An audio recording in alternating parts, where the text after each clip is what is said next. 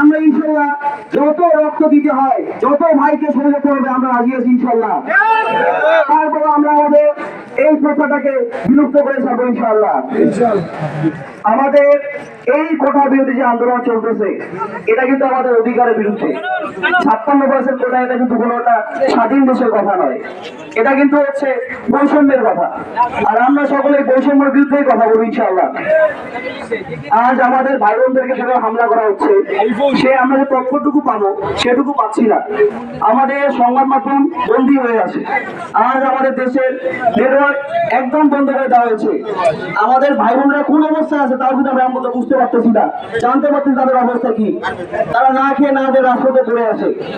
আমি এখান থেকে জানাতে চাই, সরকার ভবনকে বলতে চাই, আমাদের দাবি আমাদেরকে ফিরিয়ে দিন, আমাদের ভাই বোনদেরকে তাদের পড়ার টেবিলে ফিরিয়ে দিন, তাদেরকে শান্তভাবে পড়াশোনা করার তৌফিক দিন সেখানে। আমি এই ছাত্র সমাজের উপর হামলা এবং হত্যার প্রতিবাদে নিন্দা জানিয়ে আমি আমার বক্তব্য শেষ করছি। ধন্যবাদ।